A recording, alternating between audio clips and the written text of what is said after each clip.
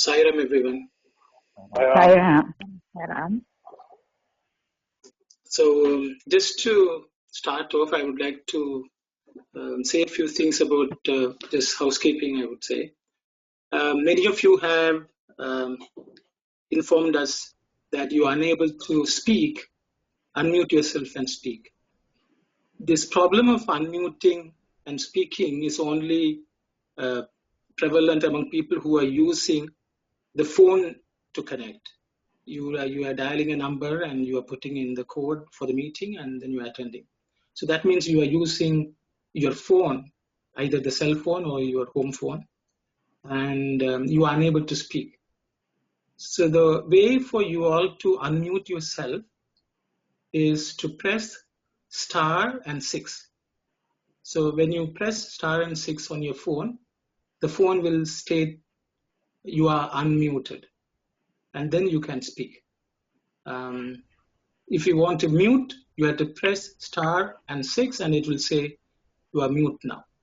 So all the people who are using phone to connect to the meeting, please remember that you have to press star and 6 to unmute your phone and then speak. I hope maybe one or two of you can test it out. Someone can volunteer and test it out, please.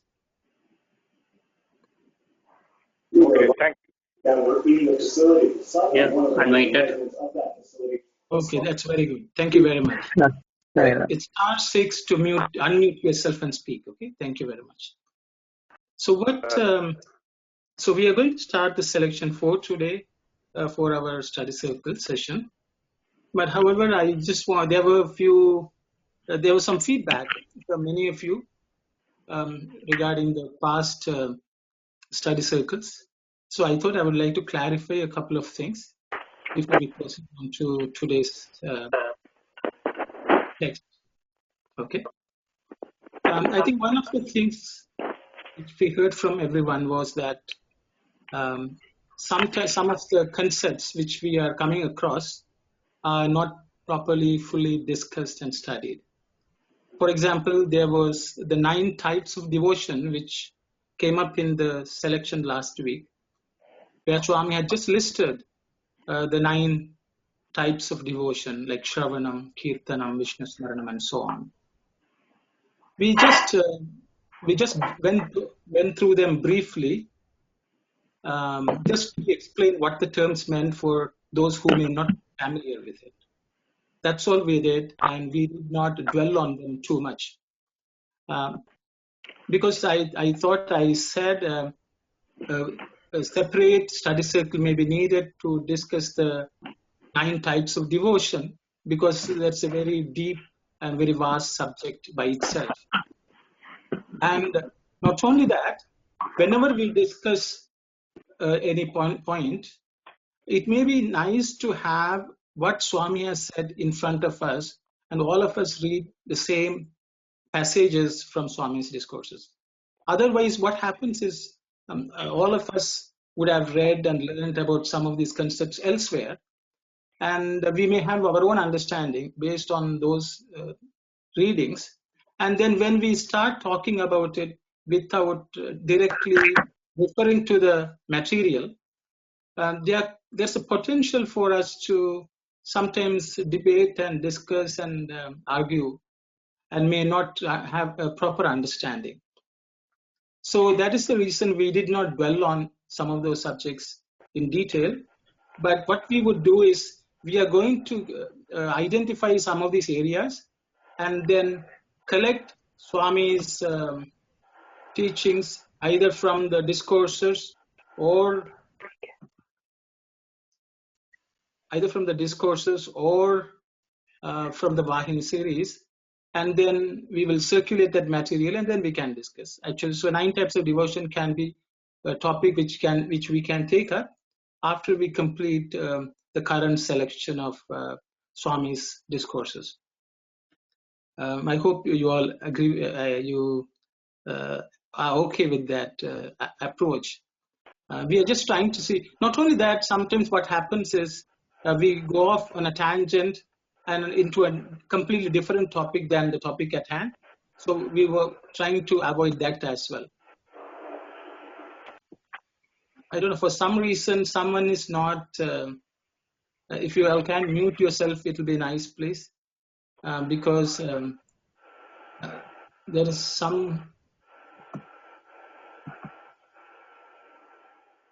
there's some noise, background noise coming from someone.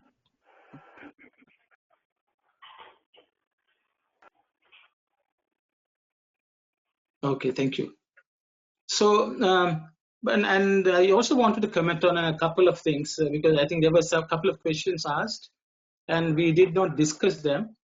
But I thought just I will brief, because there were subsequent follow-up calls on that. So I thought I will spend a little bit of time to make certain. Hello.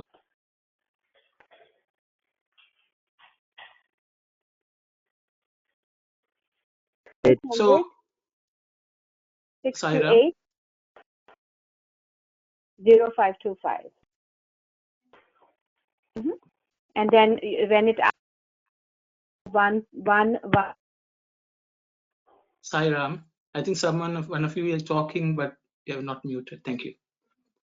So, I think that one was the questions I think one of the sisters had asked was, is prayer alone enough or something more is needed? Was a question asked. I will just briefly touch upon that because it relates to the nine types of devotion Swami has spoken about. I think that's what it meant. I think we need to clearly understand what Swami mentioned. For example, if we take Shravanam, Shravanam is listening.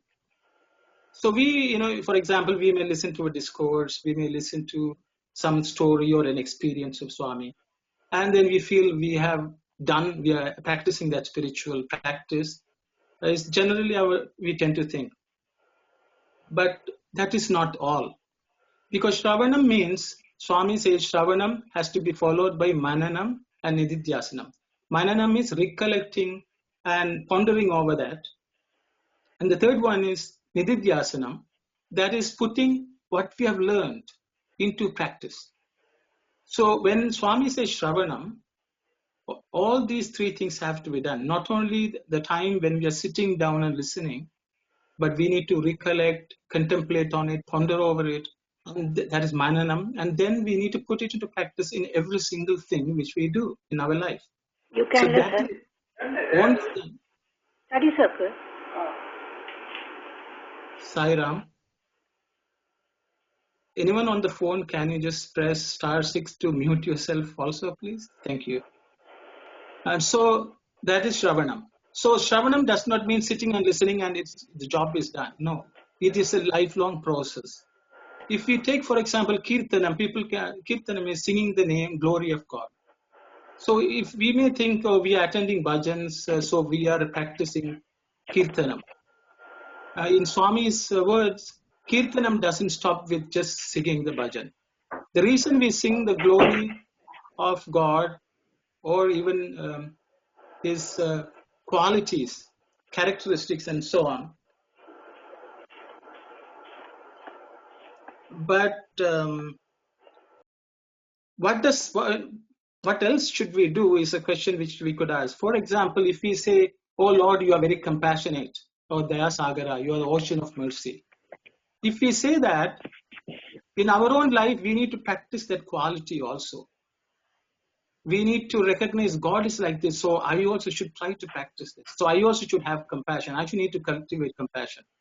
We'll say Patito Dhara, you lift up people who are downtrodden. If that is the quality of God which we are praising and singing, then we need to practice that in our daily life. Only then Sankirtanam is complete. So the thing is, even the 9 types of devotion, the devotion is also part of translating our own self, transforming ourselves and translating it in our daily life and in every action we do. So I just wanted to make certain statements like this. We can, once we open it, if I open it up for discussion, we'll go on and on. But we will definitely take up 9 types of devotion as one of the topics later on. And we will definitely put it to do a thorough study of that, so that we will all be satisfied and we will have a better understanding of the 9 types of devotion. Okay, so with that, we will move on to today's selection, please. So I will ask either Brother Rishi or Sister Kalyani to read up, please. Thank you very much.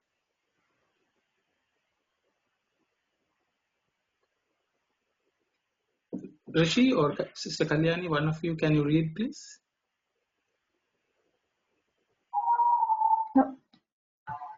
Oh, sorry, Ram Uncle. Did you move the screen already? Okay, I will move. Thank you. One whose heart is filled with compassion, whose words spell truth, and who works for the welfare of others, will never suffer from difficulties or diseases, even in the Kali age.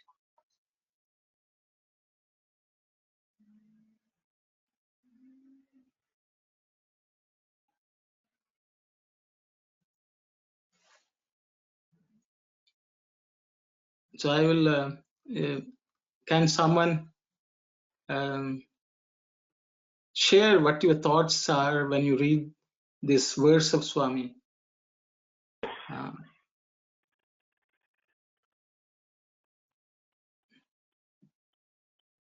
If no one is volunteering, then I will just... yes, maybe I want to start. Yes, Sairam, okay, what I learned from here is the last couple of study cycles, we were, some of those sisters, they were mentioning about Mahatma Gandhi in South Africa when the plague was there, and he was doing all the cleaning of the volunteer. He was cleaning even the toilets and other things, and he didn't get the sickness. That because of the compassion, he didn't feel he didn't have the sickness. The same thing that happened to Mother Teresa. What happened is she went from another country to India and took care of all those people who suffered from those very bad disease, and she didn't get the sick, because that's the compassion that we have seen in our through stories and other things, that the heart filled with compassion. That's my taking on this one. Even when Swami was sick, out of his compassion, he was coming out, and his darshan, because he has taken a human form, maybe we may think, the people may be thinking he's God and he can tolerate anything and everything, but he took the human form and he showed his compassion towards and the love towards everyone. That's a compassion I can see from this part. That's what my feeling is on this. Saira. Thank you very much, brother. Thank you very much. Anyone else would like to say something, please? Hi, Ram. I did volunteer with Mother Teresa in Calcutta when I was a medical student, and I did see with my own eyes that she would touch the patients with leprosy with her bare hands. She would wash her hands before and after, while we medical students would actually wear gloves. So it seemed very ironical, but Mother was so powerful that just her simple touch, I'm not saying that she was able to cure the disease, but it made a world of difference to these people who had leprosy and who were shunned by the society. And yet she never had any of the contagious diseases from any of the patients or the people that she touched. So I would agree with what Brother said, that there are some people who are gifted with this compassion and with this inner power and inner strength. Thank you. Thank you very much, sister. It's very nice to hear from someone who has had first-hand experience of that. And so thank you very much. I think it's Swami's blessing that you are part of the conference at the study circle. Thank you. Anyone else would like to say something, please? Sairam, Uncle, there's a question in the chat box that says, so whoever is suffering is not having compassion.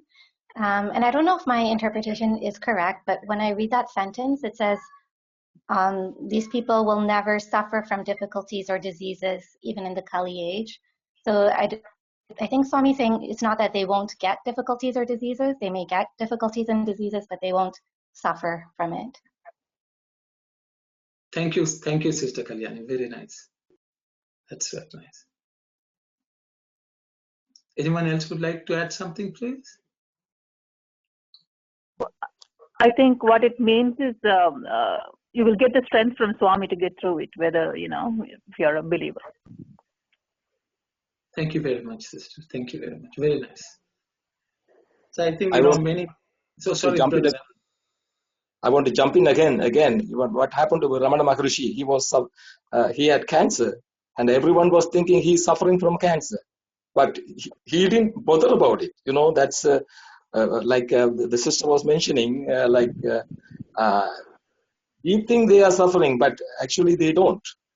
They don't. That's the mental stability they had through out of compassion, and because of the out of compassion, I would say. Thank you, Sairam. I also want to add one more point to the sister who spoke before, the medical student who worked with Mother Teresa. I have great admiration for her. It's very happy. I'm very glad that I'm hearing from her, who I've worked with her personally. Thank you, sister. Thank you. Thank you. Very nice. Maybe I will just briefly mention. There was an episode which Professor Anil Kumar always talks about. Once Swami was walking around, and his foot was hurt, and when Anil Kumar tried to take Padamaskaram, he saw that Swami is bleeding. So then he asked Swami, is it painful, Swami? And Swami apparently said, there's pain, but there's no suffering. So I thought I would just mention, I think it sort of complements whatever other brothers and sisters have shared. And we'll go on to the next section. Sister Kalyani, can you read? In this wide world, everyone aspires for long life, prosperity, and health. A healthy body is essential if one has to achieve the 4 goals of human life, namely dharma, righteousness, artha, wealth, kama, desire, and moksha, liberation. Science and technology have made great strides in contributing to the progress of human society, but man has deteriorated morally and spiritually.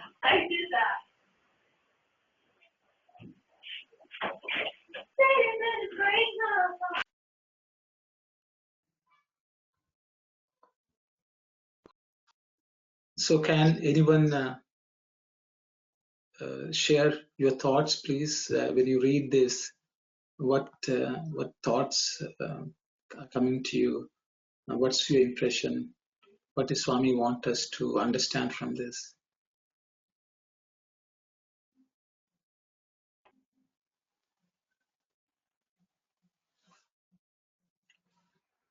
If no one is saying anything, I mean, you can interrupt me anytime. I'm just filling the gap, I guess. Filling the silence. Yes, please. Please, silence, sister. I'm thinking that even for attaining moksha, you have to have good health. Healthy body is essential, he says, for dharmartha kama moksha, but even for moksha. And that makes me think that health is paramount if you want to, raise spiritually and one day attain liberation. That's what I read from this. Thank you very much, sister. Thank you very much. Anyone else would like to say something? Sairam. Sairam, brother. So the human body, we achieve, we can think, and we can gain knowledge, and with the knowledge, we can move on to the spiritual side, and we can move to the other side of samsara. Because of the human body, we have so much of power, so we have to make use of it. Yes, Sairam. Sairam, brother. Thank you very much. Hi Ram, I have a question. When they say artha and kama, will wealth and desire not be distractions for attaining moksha? Thank you, Sister. Has anyone wanting to say something in response to Sister's question? Is Kama and Artha a distraction? In my view, I think those are stages in our lives, and this is what I understand from Swami's discourses. We are at a stage of dharmically earning wealth, as long as I think they both go together. That's what Swami says. And karma is for a desire for moksha, is what I think he says. But in our worldly life that we are in living in regular life, we do have to have some form of wealth to be able to have an even healthy lifestyle. And we have some desires which comes with our family and so on. So all of these are stages in our lives as a human being, and everyone is at different stages of attaining this moksha. This is how I understand it. Thank you very much, Sister.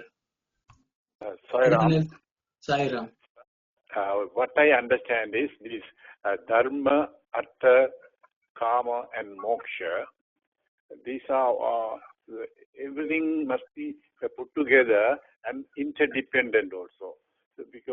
So we need wealth, that is artha.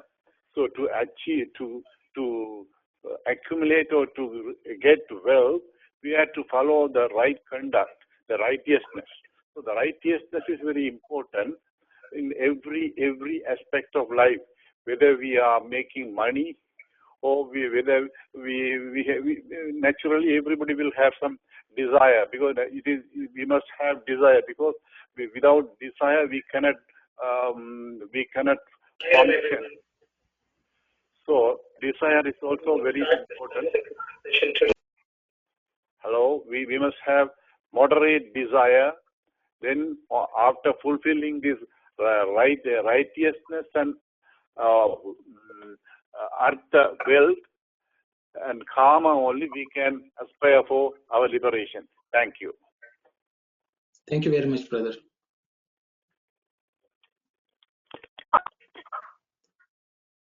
So I will share my thoughts with this. So Swami says there are 4 goals of human life, which is dharma, artha, kama, and moksha, which is righteousness, wealth, desire, and liberation. And you can see in the same paragraph, Swami is telling that science and technology have made great progress, but morality and spirituality have deteriorated. So actually you can draw a relation, some sort of a relationship between the 4 dharma, artha, kama, moksha, and science, technology, morality, and spirituality. Dharma stands for morality. Moksha stands for spirituality. Science stands for wealth, and technology stands for desire. So what happens is, I think morality, I don't have to dwell on that.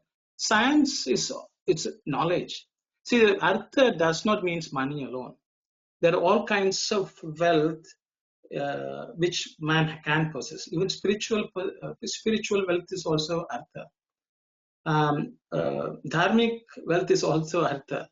Same way, desire can be worldly desires or it can be spiritual desires. So what Swami has, as Sister Nalina mentioned, the artha should be tempered with dharma. The science should have it should be influenced by dharma. That's why I think Swami says science without commerce without morality and science without principles or something like that is not only useless but it's dangerous, as Swami says. So Swami says only science and technology have made progress, but morality and spirituality have deteriorated. That means artha and kama have taken a lot of made a lot of progress, because karma is we take science and then we apply to make our life comfortable. Technology is generally used to make things efficient, so we have more free time. So it is only a desire to use technology and get rid of things which are time consuming for us to do, or even to achieve things which we cannot humanly possibly do. So technology is application of science to make our life more comfortable, or quality of standard of living is improving, or something like that. So I think Swami says we need to focus on dharma, and we need to work on moksha. They should not be neglected. That's what I sort of read from this, and I think Swami is further elaborating this in the subsequent paragraphs. Does anyone else have something to say or do, please? If you, without being in danger of talking too much and hogging the conversation, you should please take part in the conversation, sister. Go ahead. Okay. One thing that I always observed when I am not feeling quite well, when flu, whatever, something is going on, I'm not praying to Swami nor as I normally do. I'm praying to please let me get over this, whatever is happening. I have no energy. So when somebody said about suffering and compassion, I don't have time for compassion for other people because I'm suffering. And it's all about me at that time. So that was an observation because of that question that came up in the chat box. And I don't know other people's experience, but this is my experience. When I'm not feeling healthy and strong, that's how I am.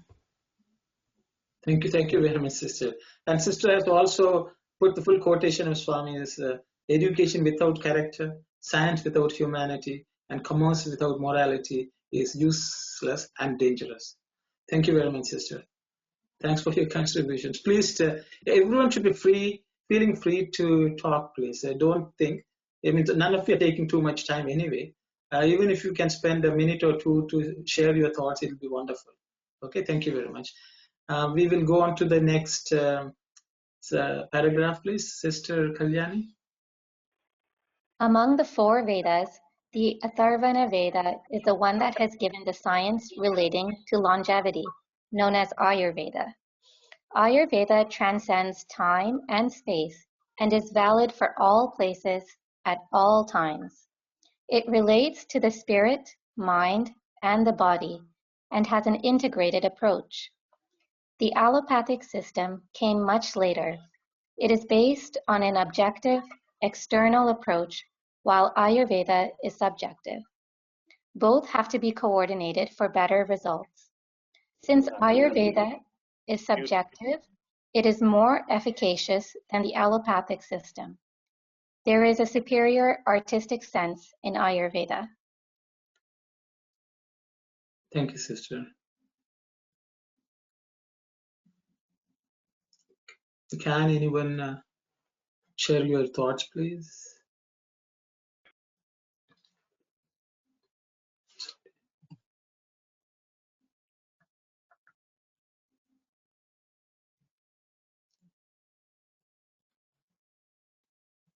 So if no one is saying anything, I will speak, but please interrupt.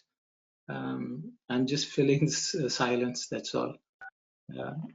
Please. Sairam, I would like to add one more important thing. Actually, it is Ayurveda. Yes. It is. It has a system to individually attend or treat patients, particularly for a particular disease. Individual, especially they will take care of the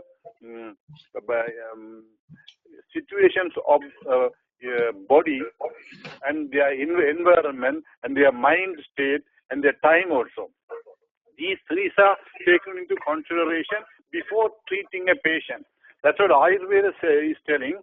That's what it takes some time also. Ayurveda medication, it works wonderfully, but it will take some time, say 60 days or something like that. They will observe the patient carefully and taken care of all the information. You see, living environment, weather, time, and all these things. But this allopathy, simply they give one medication to every patient the same condition. So it won't work. It may have some side effects, lot of side effects. So that's what my understanding is. Thank you. Thank you, brother.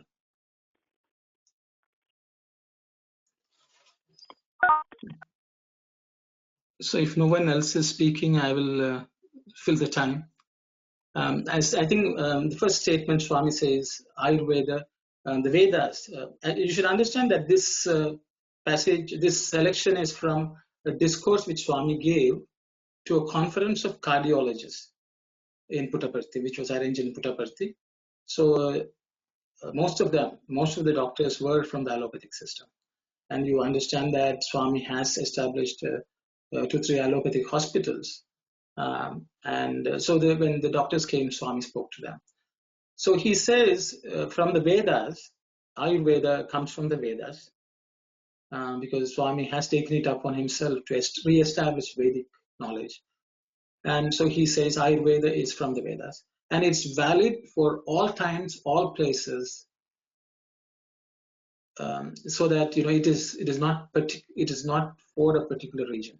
Just the way allopathic system is also practiced everywhere, Swami wants Ayurvedic principles also to be practiced everywhere, and that is something which he has tried always. Then he goes on to mention that it covers spirit, mind, and body. It's similar to what one brother highlighted. And then Swami says allopathic system came much later. It is based on objective. And Ayurveda is subjective. I think we can go on, we can dwell on that a little more later on, I guess. And Swami says both have to be coordinated for better results, because I think Swami knows that both of them have a place in the treatment process. But I think Swami realizes that sometimes both of them are not integrating or coordinating their knowledge.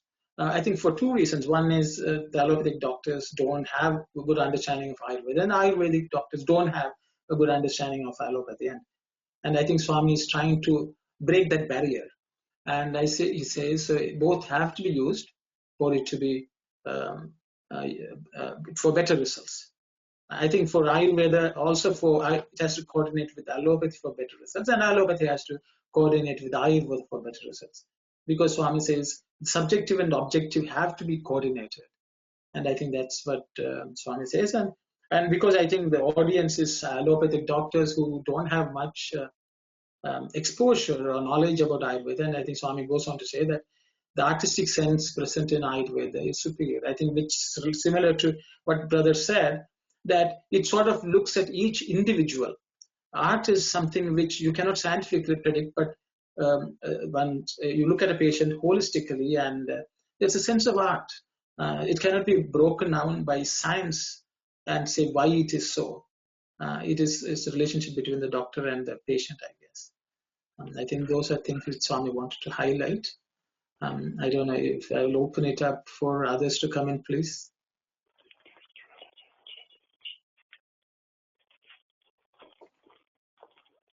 Sairam? Okay, go ahead. Sairam, brother. Yes. This is Sananthi Mahendran. Even though the Ayurvedic wonderfully works for a particular disease, we all are very hesitant to take Ayurvedic treatment. Theoretically, we all agree it's a wonderful treatment and everything. Maybe in this modern world, how many of us going to the Ayurvedic treatment instead of going to a medical clinic to get the if it is a fever or flu or any other diseases, straightforward we go to the medical clinic instead of going to an Ayurvedic clinic. Even the next door we may have it, but no one is willing to go practically. Can I take a crack at answering that, Brother Arun? Yes, please. Yes, sister, please. Yes, of course. Sister Ananthi, you are very right.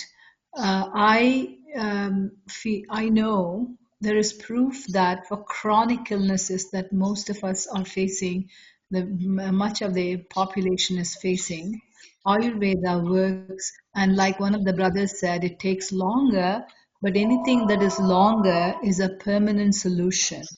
And it is a cure that happens, but it requires the subjective part of what Swami says. It requires the patient to participate fully and be open to taking all the suggestions being, I'm so sorry, my phone is ringing, taking all of the suggestions that the Ayurvedic doctor is patiently monitoring and administering to the patient. And the reason why we seek the allopathic is because it is supposedly a quick fix. You have a headache, you pop a Tylenol and you continue to work instead of going to sleep for half an hour or doing a few minutes of meditation or doing something else. And then you'll kick the headache completely and you'll be refreshed. But instead you suppress it because it is a quick fix. That's been the mindset of people that we have grown up with because of allopathic system. I'm speaking this way because I have myself studied Ayurveda for me, and I follow an Ayurvedic lifestyle every single day. So I'm not practicing physician, but I know a lot about it, and that's why I can speak about it. One of the other problems is, like Swami says here, there should be a marriage of subjective and objective. In the objective, there are control studies that you can prove scientifically that this is evidence based, it is repeatable, and so on. In Ayurvedic, because each of us are made up of different body, mind, intellect complex, the results are never going to be that easily replicated because mind and intellect and these things are subtle. Our 5 koshas are subtle, right? So this is why I feel I know the difference between Ayurveda and allopathy, and we have to start to open up our own minds and understand that allopathy hasn't really answered our very, very crucial diseases. They don't really have a cure. They give you a way to manage it and somewhat give you a quality of life, but it is really not a good enough quality of life, in my opinion. When we look at people who are 70s and 80s and 90s, we are prolonging life, but their quality of life is not good. So thank you. Thank you very much, sister. Thank you, sisters. It's a good discussion. So the thing is, I think that the reason Swami is giving this as a discourse is he wants all of us to, as Sister Nalina said, each of us should understand what is health and what should we learn to maintain our own health. We should not even depend on other people. It is good for us to learn what is this principle and how can I apply in my life, how best, rather than going for always a quick solution. Quick solution is sometimes definitely needed because without that we will just break down. So we need to know where and how. And I think unfortunately the systems themselves are become mutually exclusive and they don't trust each other. That has also become a problem. But however the systems operate, I think we can on our own try to find out how. I think we all to some extent we definitely do, but Swami wants us to do it much more. I think that's what I understand. I think there was a comment on the chat box I wanted to clarify.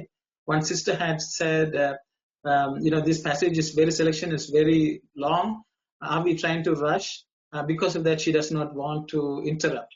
Sister, we don't have an idea. We don't restrict that one selection should be covered in one day.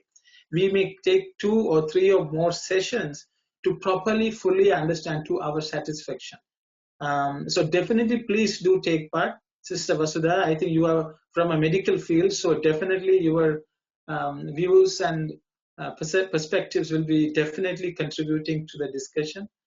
So feel free to take part in the discussion. Don't think that we have to complete this entire selection today. Okay, please go ahead. Again, the forum is open because we need to understand every different angle of how to understand what Swami is teaching, and that's the only way we are all going to get a better, proper, well-rounded understanding, because we can all learn from each other. Thank you very much. The forum is open, please. Yes, please go ahead. Jai Ram, and I would like to share my experience about this Ayurvedic treatment. That is 2 occasions. Well, one, I have a very bad back pain all the time, especially the winter times. My job was so physically demanding, so I get very often that stiff back. So finally I realized I wanted to go for the Ayurvedic, met an Ayurvedic doctor. And then he gave me the 2 conditions. First, you trust me. And the second one is he said, like, you have to be on diet, strict diet control, that and also that is the medicine you have to take maybe 4 to 6 months, he said. So I agreed for that, and of course that is very hard to swallow, that very bitter, that medicine. But he asked me to come, even though he don't give me medicine all the time. You go, he give me medicine for a month or something, and he asked me to come every 2 weeks. He wanted to check my pulse. So I was taking medicine for my blood pressure, cholesterol, and then he asked me to stop the cholesterol medicine. That is a habit that you keep taking, so I didn't stop that one. Once I went for the checking my pulse, and he said, tell me the truth, you are taking something I told you not to, but you are still taking. I could see that. And then I realized it, so he asked me, what are you taking? So I realized, I am taking my cholesterol pill. And he said, okay, stop that one. You don't have to worry. It wouldn't kill you. You just stop that one until I treat you. So anyway, I just stopped that one. And also he asked me like a certain food and eat this one, not to eat that one. He gave me a list. So I followed that one. I'm still following. And then after like 3-4 months, it was gone. I used to have very often, and I just never had it after that.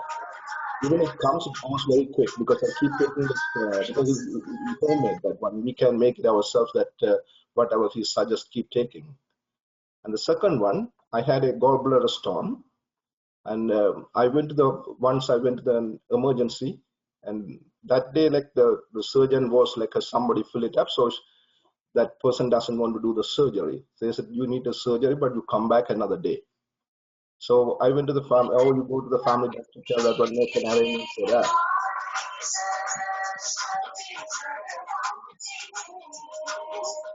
Sorry. So please go on. So then I went back to my family doctor. He booked an appointment with the surgeon. So I went to meet the surgeon. He said, only way is just I have to do the surgery. And so I was thinking that I wanted to go back to my Ayurvedic doctor. I just said, okay, I'll come back. I will think about it and come back. And then I went to see my Ayurvedic doctor, and he said, like, he can cure. He said, why do you need that organ? They would remove that gallbladder. But it is okay now. But whenever the later part of life, you are getting older and you have some digestive problem. That's every organ is needed. That's what your human body has, all these kind of organs. So he said, I will treat you. If you like it, I can treat you that, but I'm guaranteed that I can treat you. So I trust him because he cured my back pain. So I went back to him, according to him, like I follow his diet and everything. And then he said, okay, I went maybe like a few months, he keep checking me, my pulse. He checked my pulse. So excuse me, brother. Thank you very much. So thanks for sharing your experience, because we are running out of time a little bit. So cure that one. Yes. So 2 occasions, so it has worked very well. Okay, thank you very much, brother. I think Sister Ruby, you have been typing. If you can speak up, it'll be good.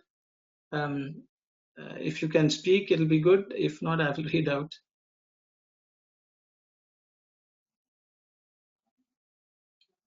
Oh, Sairam.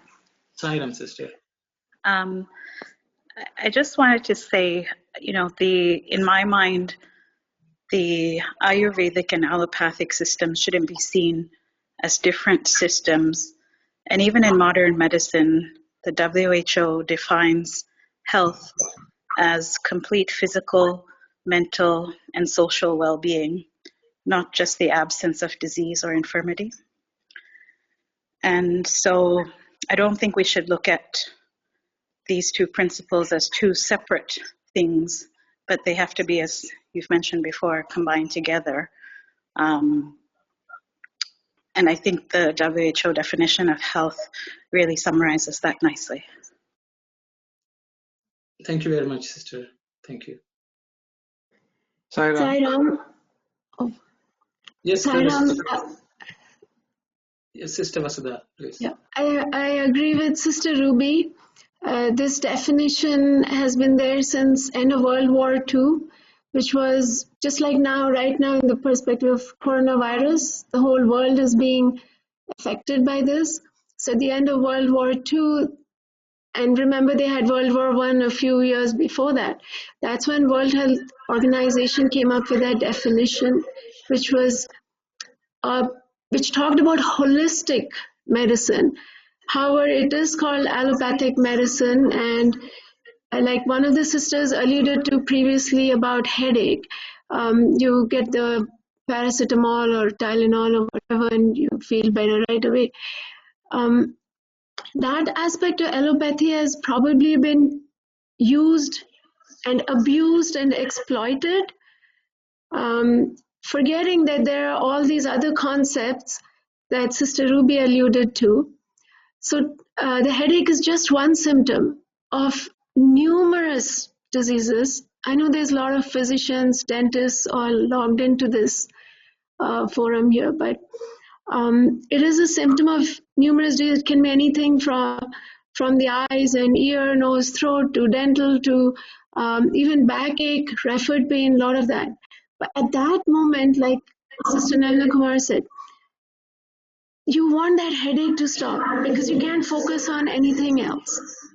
So then you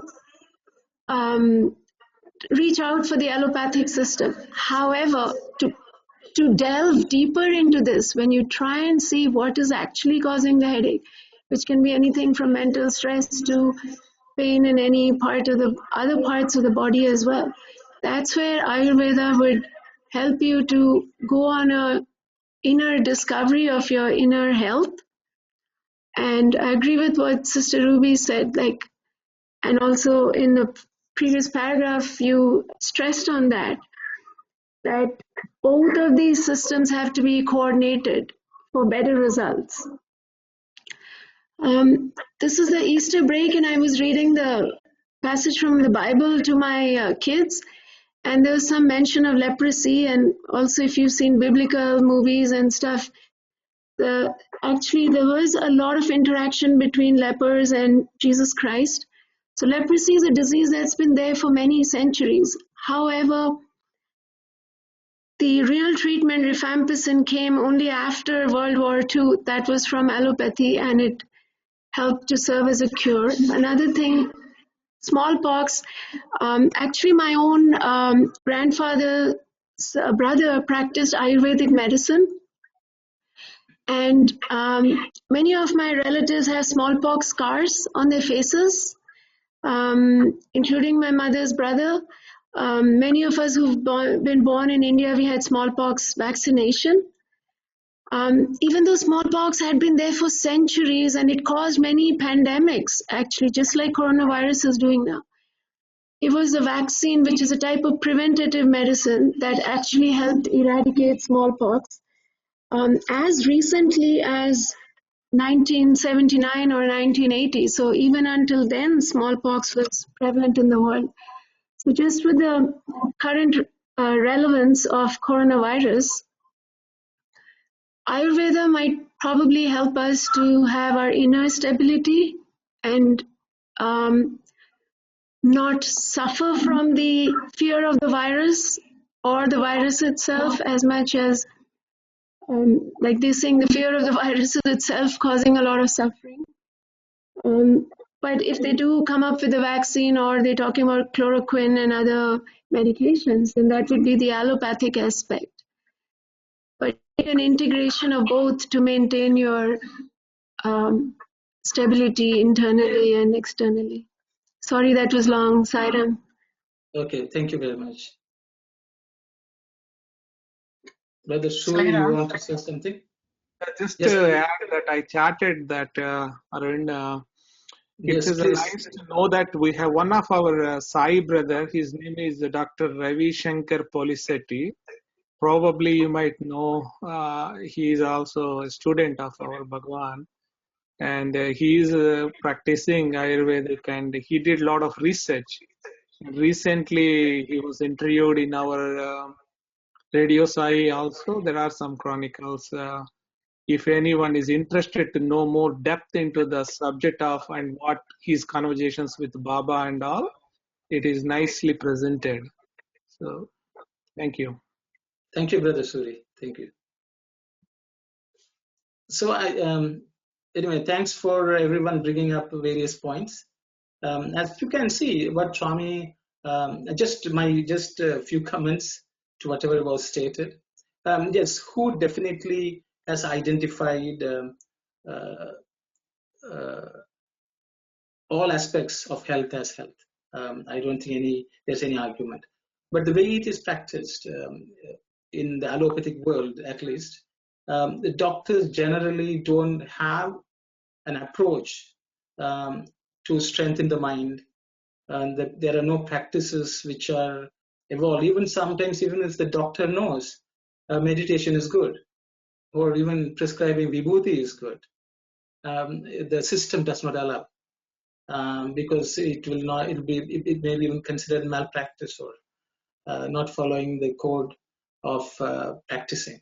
So the thing is, in the previous paragraph, Swami has already talked about morality and spirituality. These two are neglected, even in the pharmaceutical industry, which basically pushes the agenda of their medicines being bought and their need for continued repeat medications. That way, their revenue is good.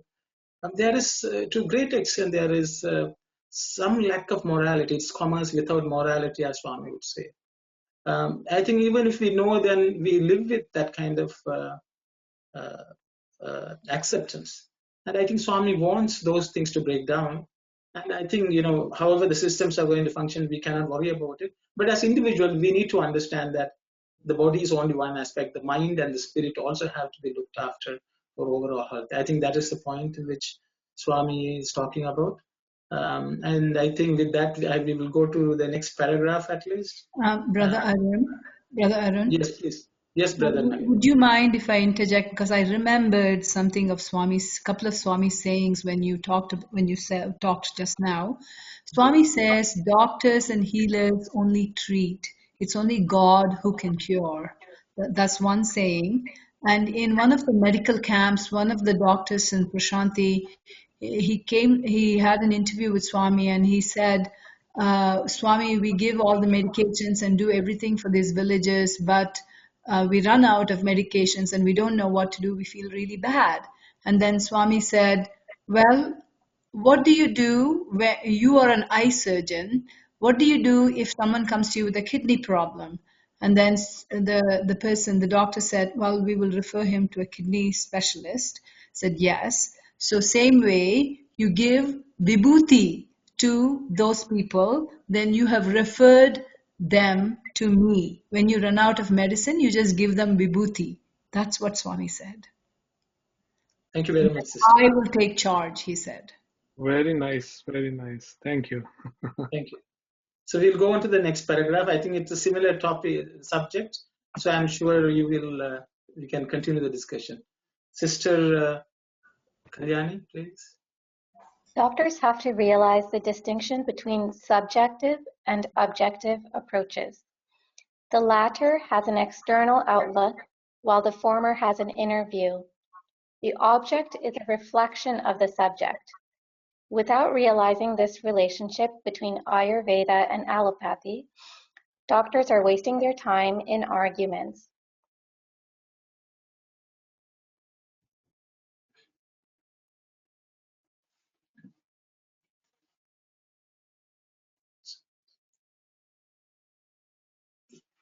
If there is, no one saying something, maybe I will speak up a little bit.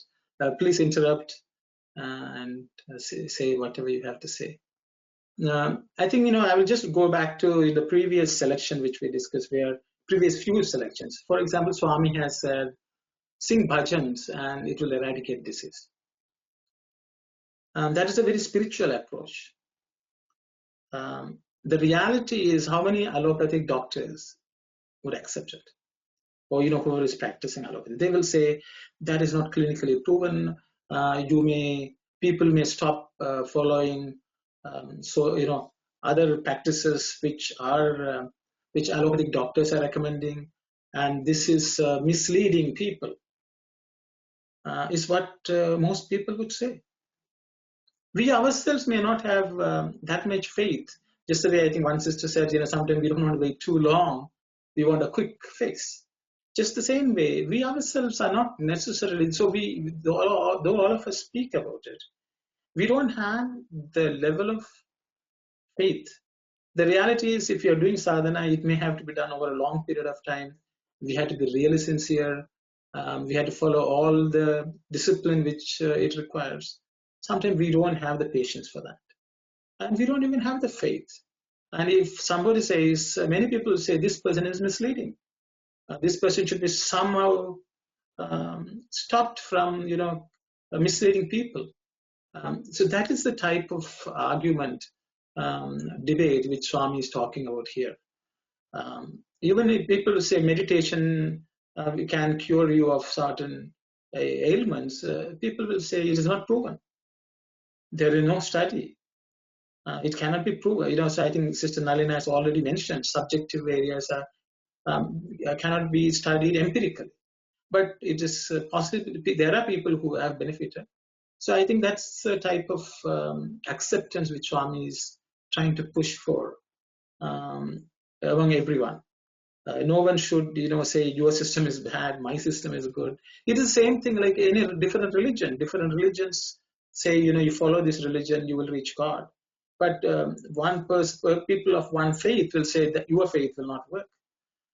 Swami doesn't want that to be. Swami wants us to accept that everyone's faith, as long as they are practiced well, with sincerity and yearning, it will lead. Don't fight. Don't argue. Don't debate. Accept. And I will guide you, because one sister said, that God is the one who is curing.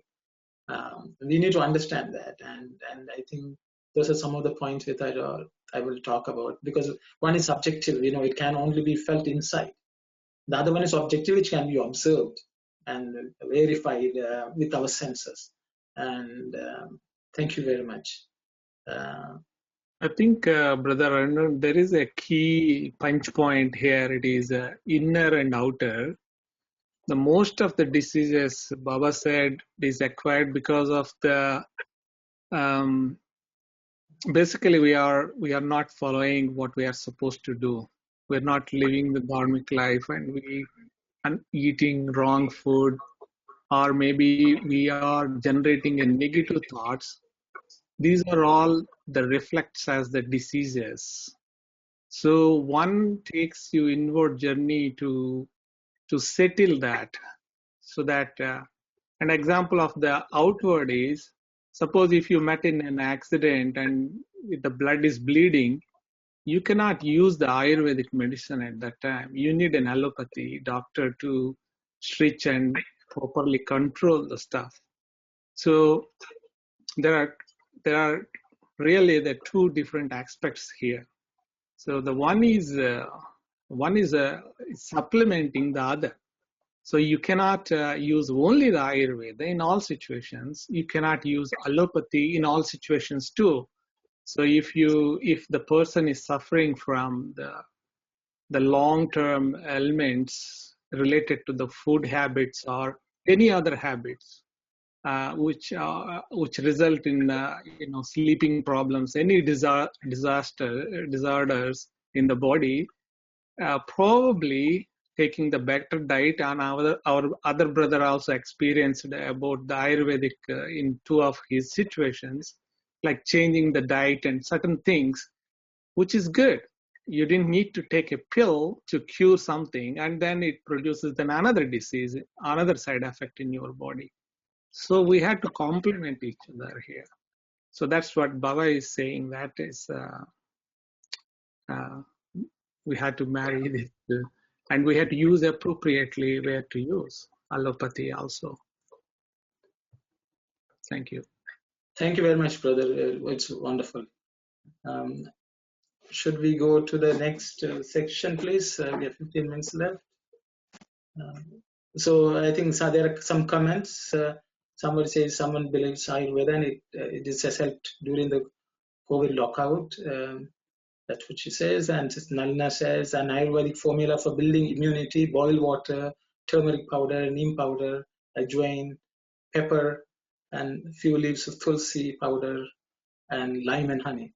So food is medicine, and as long as we know what food is good for how to be consumed, there's so much knowledge. Actually, some of us, even in our own families, from our parents, grandparents, we have learned of certain natural remedies which also help in a great way to improve our immunity and so on at the physical level.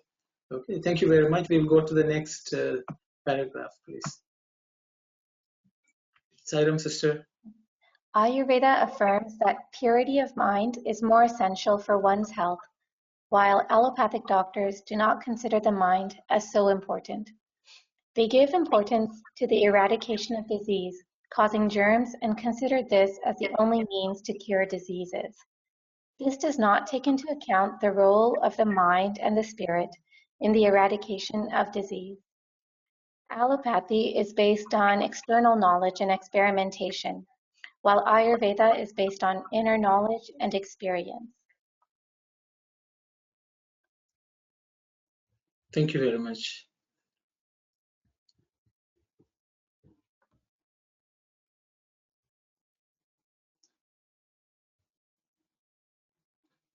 Yeah, it's rightly said. Mind is all the causes of diseases.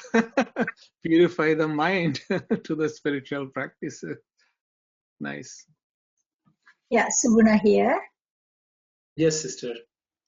I agree, but there is no need for comparison, allopathy or Ayurveda, which is better. This is not the time for that.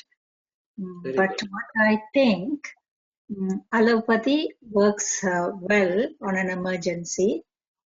It's like a quick fix, she said. Yes, that may be the one emergency, but Ayurveda, you have accumulated diabetic or anything over the years, 15, 20 years, and you are looking for a cure within few days. How is that possible? It's not good expectation. So Ayurveda is a lifestyle, as Swamiji said. Ayurveda principles you follow throughout your life, balancing Vata, Kapha, Pitta.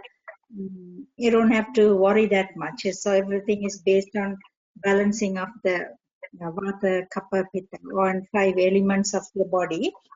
70% of your diseases are mind related. So mind is the one we have to take care.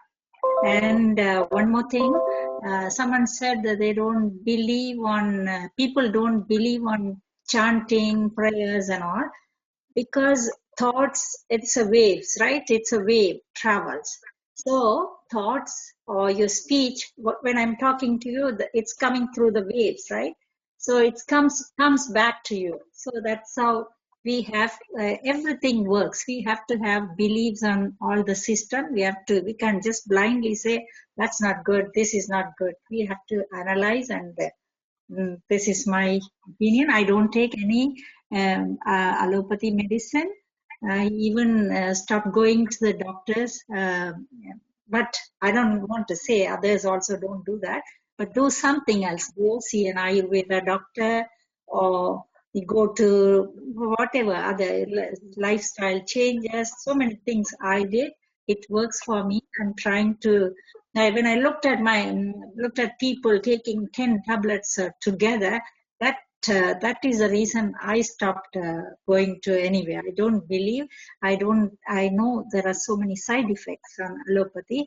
This is the main reason. This is a business. Like, that's what I have a feeling. I can't take any. My mind refusing to take any tablets. This is.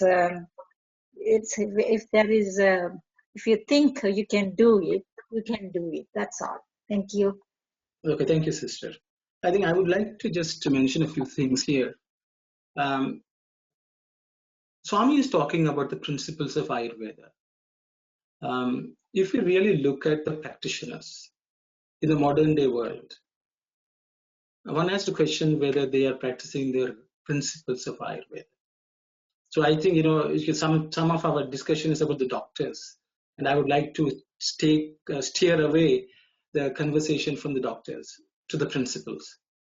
So, for example, in this paragraph, Swami says, Ayurveda affirms that the purity of mind is more essential for one's health. So when we say purity of mind, it is not stress and this and that. Swami is talking about how pure your mind is.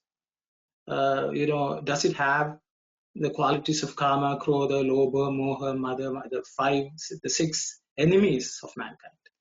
Are we suffering from anger? Are we suffering from desire? Are we suffering from jealousy? These also have an impact. Ayurveda principles are that if you go to a doctor, Ayurvedic doctor today, they actually are also working with symptoms, many of them, because they have to dispense some medicine so they can get the fee. Because if they don't dispense, they are just giving spiritual guidance, no one will go to them. In ancient days, the Ayurvedic doctors were holistic. They were not dispensing medicine. They were looking at a person and seeing what type of mental negative qualities which are affecting the person. They say if you are sad all the time, it affects certain organs. If you are angry, there are certain organs affected by it. Even in the physical sense. But Swami is talking about the mental sense. The mind is also affected by this. And I think Swami wants us to pay attention to that. So I think I would like to steer our discussion from the allopathy practice or the Ayurvedic practice, because in the modern day world, both of them are not practicing in a holistic approach. Even if you take an Ayurvedic doctor, they may not be overall practicing. They are not looking at the spiritual state of the patient or the mental state of the patient. What are the negative qualities? So here Swami says Ayurveda affirms the purity of mind is essential. So that is purity. Once you say purity, spirituality comes in. How spiritual are you? I think that's, and I think no doctor, whether allopathic or Ayurvedic, pay attention to it. It is doctors. So, but it's not about doctors. It is about what we as individuals should practice. And I think that is, I think that should be the way we should take this message of Swami. That's what I feel. So let's not discuss about try. It's a tendency. I myself am guilty of going into what the pharmaceutical is doing and so on. So let us look at the principles of Swami is trying to highlight. Okay, I will just open the floor for some discussion, please.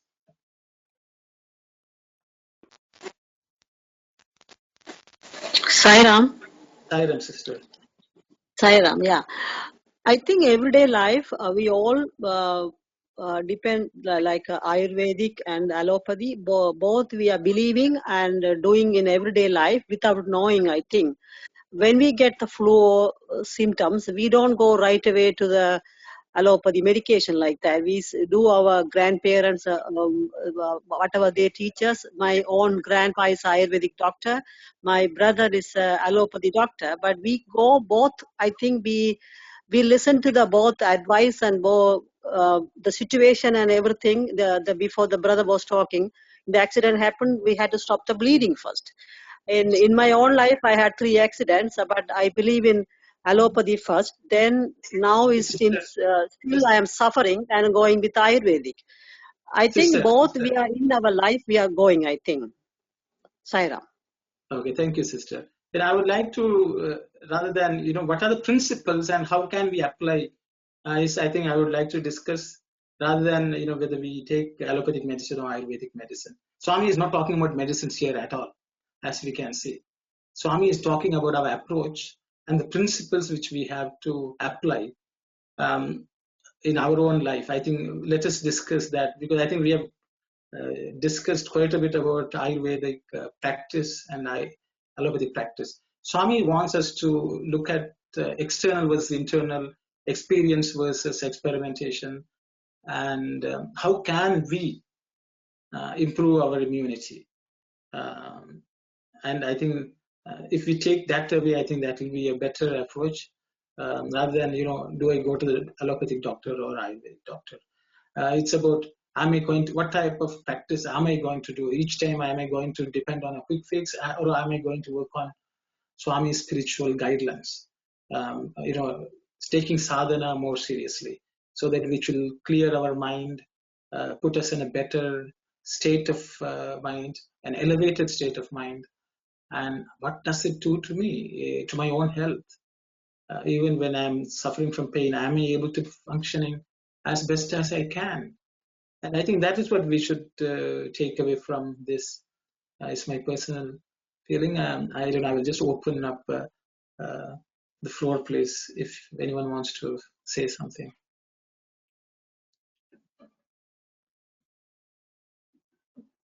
Sai Ram. Yes, Sai Ram, brother. Yes. This is Balanti. Swami says mental tension is the root cause of all illnesses, and we should try to preserve mental peace to avoid illness. And he says there are 3 P's that we should follow: purity, patience, and perseverance. And quite in one of the speeches on thoughts and mind, he says, as is the food, so is the mind. As is the mind, so is the thought. As is the thought, so is the behavior. And as is the behavior, so is the health. So everything starts from mental tension, and mental peace gives us illness-free life. And he suggests there are so many other things we have to follow in order to purify our mind. And food is one of the factors we have to pay attention. How it affects the food that we eat. It doesn't say only the what are the items there, how it is cooked, by whom it is cooked, how the things are purchased, and on dharmic ways, whether they are procured, and all the rest of it. But we cannot be controlling that. So we have to offer our food to Swami, and this is what we are offering you. We want a prasadam from you, and then we will get rid of all the which we don't know how it came and how it has affected us. So we have to turn our attention to divine help too. And when things are not under control, we can definitely turn to God and ask Him to guide us. Definitely there will be a positive outcome. More than the performance, Swami says the intention, the intensity behind our asking, it is that what counts. So divine help will reach us slowly but steadily. Patience, perseverance will help us to achieve that mental peace and trust in Swami and win over the situation. Thank you. Sai Ram. Thank you, sister. There is a couple of comments on the chat box I'll read out. I don't know who that is. It says owner. That's all I know. As you say, we should calm our mind even when you are sick and try to think of God and try to be at peace. The thought which the food is made of and offered to God, and take it as medicine. So that someone else is echoing the same thought, sister. It's 4:45. I think there is Baba's saying also on this. If you didn't take the food as a medicine, then you had to take the medicine as the food later. If you don't take food as medicine. Yeah, so if you overeat it, if you overindulge into the bad food and all the food habits, then later on you had to take medicine, and then you take the medicine as the food, and then you cannot take the real food. So you have to, food is a very essential part of it, and which directly contributes the status of the mind. And if you are thinking about the most of the ailments are caused by some disease of the mind, whatever the disease of the mind is. So the practicing our spiritual 9 points code of conduct, sealing on desires, what Baba recommended.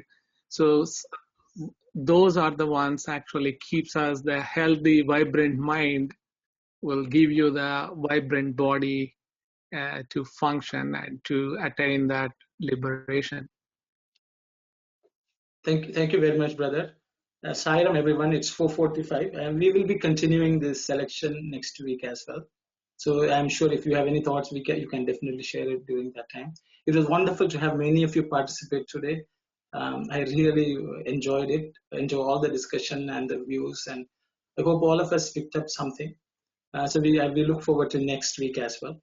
I don't know whether many of you know, we have also started a parallel study circle session on Saturdays between 9 and 10. That study circle series will cover Vahini series of Swami. We have started with Sandeha Nivaranil, and we did it last Saturday. So it's 9 to 10 on Saturday in the morning, and connecting to the study circle is with the same information which you have. We are also contemplating, because of many people asking, there's a large population of members and devotees who are not as fluent in English, and they have requested a study circle on Swami's teachings in Tamil, so which will be separately arranged for those who can take part in the discussion with a bit more. So because of that, we have agreed to do that. We don't have the details yet. I will let you know later, or we will inform you through emails. Thank you very much, everyone. It was so wonderful to have all of you today, and to think of what Swami was teaching us and learn from all of you. And we will close with Samasta Loka and Shanti, Shanti, Shanti, please. Thank you very much.